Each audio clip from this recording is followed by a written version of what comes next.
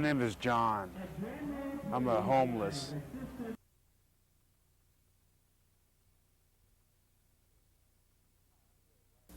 Hi, I'm Jay Wagner, and this is my wife Jan. A number of you know us from our other programs on MCAT as the co-pastors of Holy Ghost Revival Center, but we do have another ministry called Philippians 4:13 Ministries, which helps poor and homeless people here in Missoula.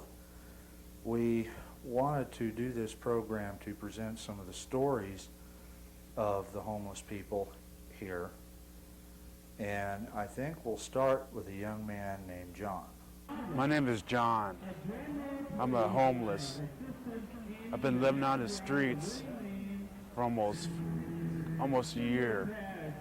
And the people who has homes, who treat the homeless the wrong way, they say we're criminals.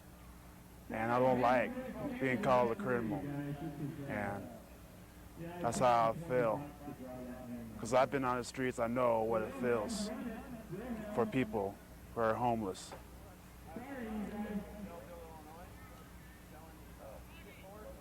And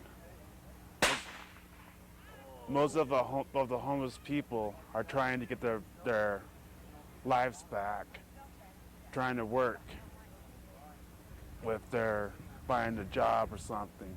But most of the people to try to look for jobs won't take them because they're homeless.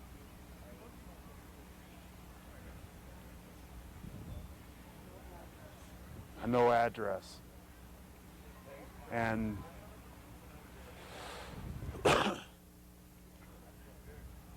most of the time, everybody goes into places, tell them that to leave and stuff. That's wrong, as far as my point of view. And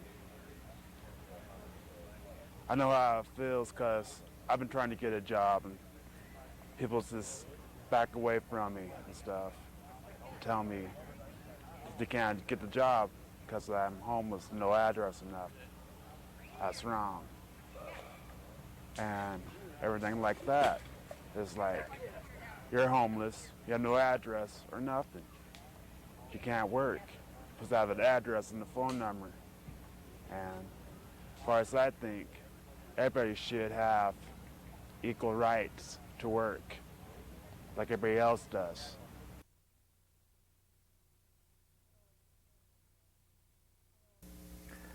Hello, this is Maybelle,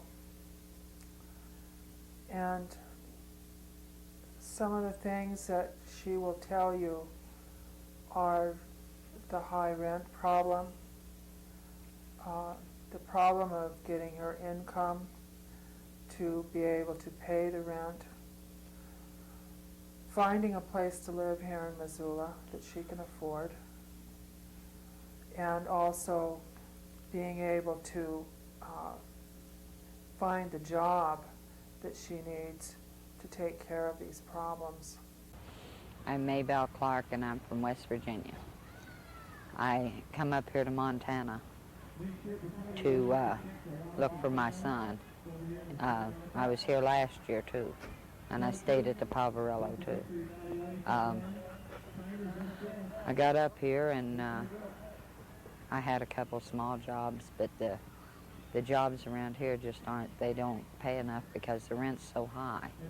And we can't afford to, on the regular jobs, we can't afford to rent places around here, so the biggest majority of us, if we're not on the street, then we're at the Poverello Center, which is a very nice place. It's awful rough out there, especially in the winter. It gets really bad. Montana's a beautiful state. There needs to be more help, and for people so they can make a living, because 98% of us would get jobs and make a living if we could just afford the rent.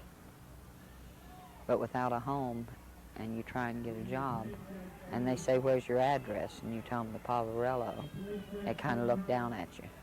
So that's the biggest reason why, that the biggest majority of us can't get jobs.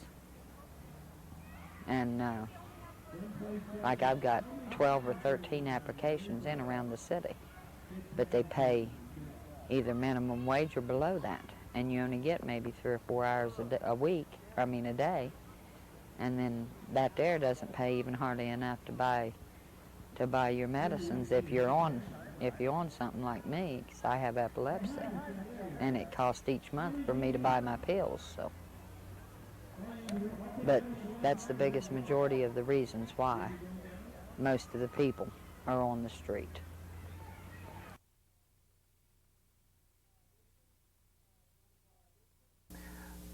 This is one of our friends that comes to the lunches, and she does not want to be seen on camera. So she's going to tell you she's single, and she's going to tell you what a single person goes through during the day being homeless. Hello. The typical day starts out about 6 o'clock in the morning, and about 7 o'clock you're ready for the day. Of course, that presents an interesting problem because there's nobody open at 7 o'clock in the morning. So you have to occupy your time until about 10. And that can present another problem because if you have no money, where do you go? At 10 o'clock, when most places are open, you go around and you try to find a way out of the cycle. And that can involve anything from speaking to agencies to filling out applications. Speaking to agencies creates a problem because that becomes a cycle also within the cycle. And one agency says, "Are you a family?" "No, I'm single." "Okay, you have to go over to such and such." So you go over to such and such, which is usually clear across from wherever you're at. You go to such and such, and they say, "Oh, fill out these papers and bring them back to us next week." "Okay. What do you have for an address?" "I'm homeless." "Okay. Where do you live?" "Well, that's a good question." If you're applying for work, that's even a different story because once they find the traditional addresses of a homeless person, you usually don't get called. And if you do, it's an interesting situation because then you need local references. If you're new in town, you have no local references. Therefore, you have no job. Lunch is usually around 12 o'clock, and then you're out there again. If it happens to be raining, then you're at the library until you get bored. Supper is whenever you can get it, wherever you can get it, usually late in the evenings. If you stay at a facility, it's usually 9 o'clock before you're even in bed. Then it's the next morning, it's the whole cycle all over again.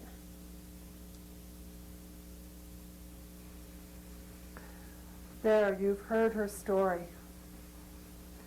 And you're not just hearing it from Jay and I, but you're hearing it now from several different people that we have come to know as our friends and attend the lunches. And these are the obstacles that they face.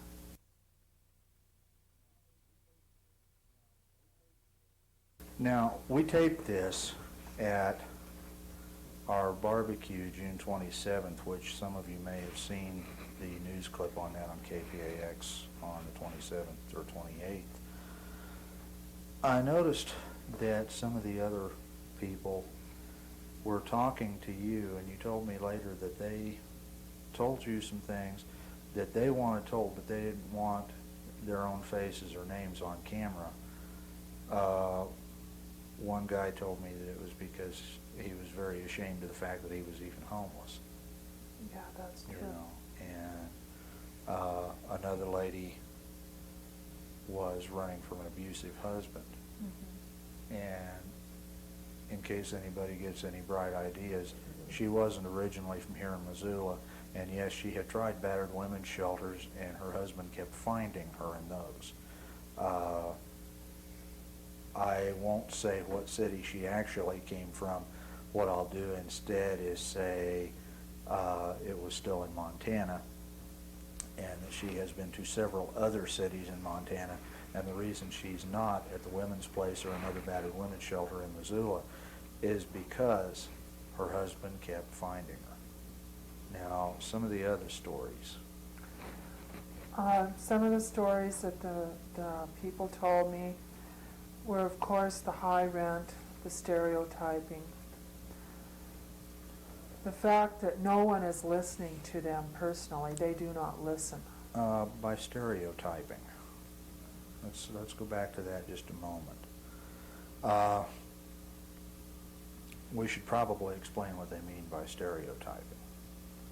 See, they get the idea that everybody thinks that every homeless person is nothing but a bum that chooses to be in the streets. Now, the guy to your left on your TV screen, the pastor of a church here in town, the president of this ministry, a year ago was homeless, a little over a year ago. I was homeless for a year and a half. I'm no bum. I put in about 40 hours a week with this ministry. I work a regular 40-hour-a-week job. The church takes up about another 20 hours a week. I have still another ministry in evangelism that takes up about 20 hours a week. I work more than most of you, and most of that for free. Most of it actually costs me to work. I pay for the privilege of pastoring the church. I pay for the privilege of engaging in the evangelistic outreaches. I pay for the privilege of ministering to the poor. It comes out of my pocket. I don't get a salary for that. Now, I am not meaning to preach a sermon. I'm just saying, before you start judging somebody on the basis of whether they have four walls and a roof, realize, but for the grace of God, there you go. They're just like you. Now, Some of them also told me that it's because of their appearance that they are not allowed to be to the restaurants or establishments here in town for long, that they get run off, have the police called on them. Another story was the man had been homeless for 8 years. He has been fighting alcohol and drug addiction, and he cried out for someone to help him, and fortunately a friend of mine and I happened to be where he was at the time, and we seen to it that he got taken to the alcohol treatment place here in Missoula at St. Pat's. And another person that was homeless took care of his dog, and another man took care of his pack. And there's something that I would like to add here. These people are our friends. They work with us and they help us, and they are people. They are not bums. They have just ran into some obstacles in life that have caused them to be in this situation. Some of them are trained electricians. Some of them are construction workers. Some of them are retired electrician workers. Some of them happen to be truck drivers and various occupations that they cannot seem to get jobs here in Missoula. You mentioned truck drivers. There was one young man in particular. Now, this will sound like I'm hammering on stereotypes, and maybe I am. If there's any independent truckers watching, I want to warn you, you could end up homeless. One of our guys was an independent trucker. He is homeless. He is homeless because he hauled flammable liquids. from refinery to service stations, airports, wherever they use those kind of things. Due to an accident that was not his fault at the loading rack of the refinery, his truck was burned to the ground, literally. Without his truck, he has no way of making an income. He is a disabled veteran, so he can get a little something from the VA, but it's not enough to live on. The insurance company, between investigation and just putting him off, is taking over a year to pay the claim on that truck. Independent truckers, that could have been you. Another incident was a lady came up here from California. She's trained in office work. She's also trained in various administrative positions. Because she's not settled, they told me she can't enter into some of the programs for training here in Missoula because she does not have an address, she does not have an apartment, and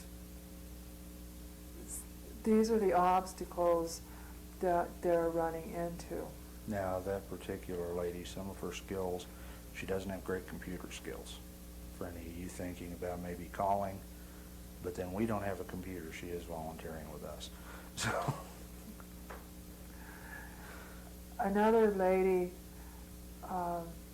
told me that she is running from the situation where she is in possibility of being abused. And she did not want to be on camera, but she wanted her story told. And that she does want to work. She does know how to do different, like working in convenience stores and whatnot. She knows how to run the checker place. She knows how to do these things. But because she's not got an address or an apartment, or no references was another thing, no local references was another obstacle that she is running into. Her references are in another town or another state, or the people are deceased, or the business has gone out of business or whatnot, and they are running into these obstacles. We have another young man that has health problems, but he is willing to do, he told me that he wants to do like casual labor, something that will keep him having a steady income daily. And see, I believe he was diagnosed with terminal lung cancer, wasn't he? right. So obviously he's not going to be able to do anything real heavy. But if somebody has some fairly light work, now when we talk about any of these people, we've got a lot of people that are willing to work. If some of you business people are watching, you're needing an employee, if you need somebody just for an afternoon, or if you need somebody for the next 10 years, if you need somebody for 40 hours a week, or you need somebody for 10 hours a week, whatever. If you give us a call, you can give some of these homeless people an opportunity that they don't have, and maybe even a chance to get out of the street. They told me that the cycle has to be broken somewhere, and in order for them to get out of the cycle, they need to have a chance. They need to be able to get a job so that they can get an apartment, so that they can have an income. And the way they explained it to me was they go through various organizations here in town.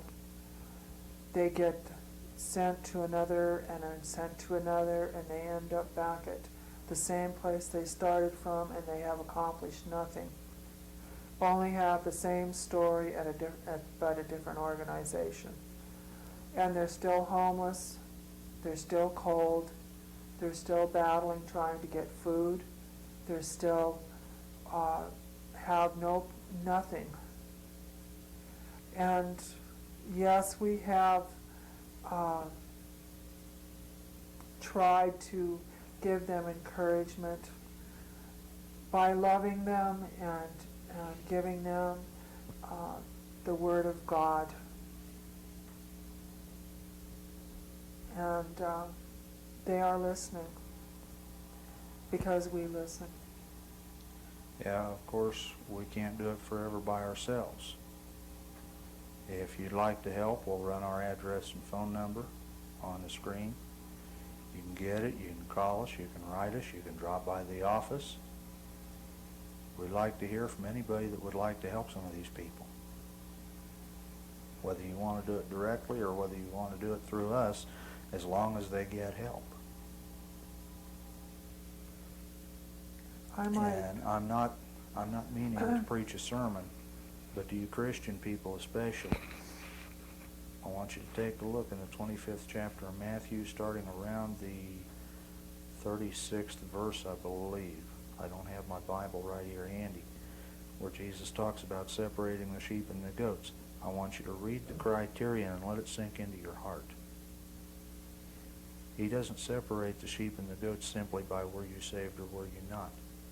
He separates the sheep and the goats by did you bear fruit, and the fruit that he looks for to be born is when you saw someone hungry, did you feed him? When you saw someone thirsty, did you give him something to drink? When you saw someone naked, did you give him something to wear? When you saw someone that didn't have any place to go, did you give them a place to go? When you saw someone that was in the hospital or sick or in prison, did you go and see him and minister to him? That's the criterion. Your name being in the book of life, yeah, it'll get you into heaven. But do you want to get into heaven as a sheep close to the throne or as a goat way out on the edge of town? I might add one more thing.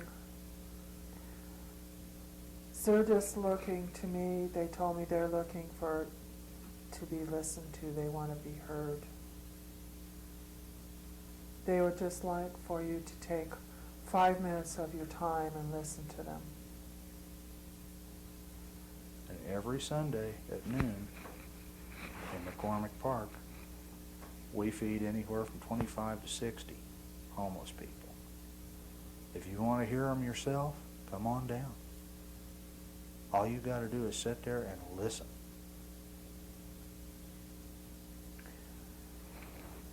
That's about all I can tell you is they want to be heard. They want to be acknowledged as people. Yes, you have your good ones and you have your bad ones in every part of society. But we know the ones that come to us at the lunches. They behave themselves. They help each other. They help us. Yes, they help us. They won't let us do a whole lot as far as carrying things and setting up and whatnot. They set it up. And we have two that, one was homeless and one is not homeless, that do the serving. And they are very, very well-behaved people. We don't have any complaints. We have yet, in 2 summers now that we've been doing this, we have yet to have a problem severe enough that we had to get the police involved. In fact, we've only had one problem, and it was taken care of very quickly by a couple of very large homeless guys. And there was no physical violence involved, just the threat of it.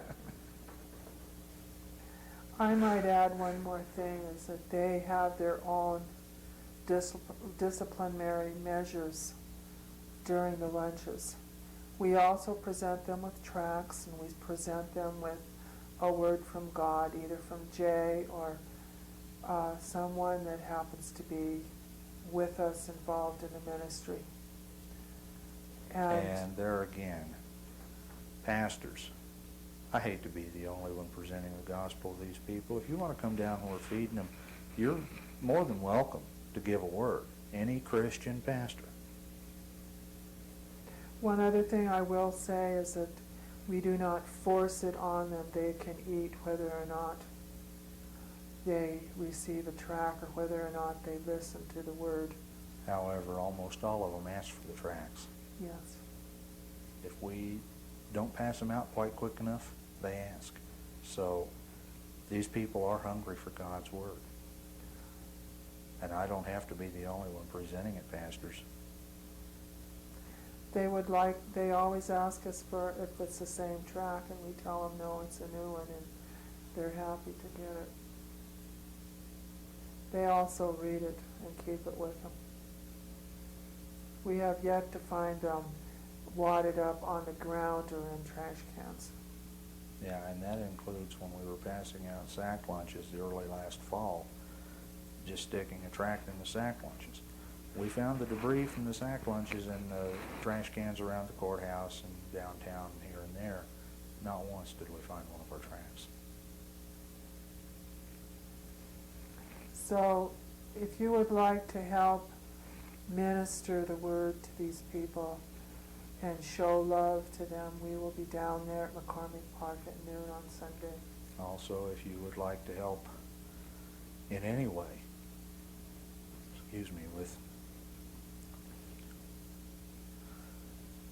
if you would like to help in any way with giving some of these people a hand up. They're not looking for a hand out. They're looking for a hand up. Remember the story of the Good Samaritan. Be a neighbor.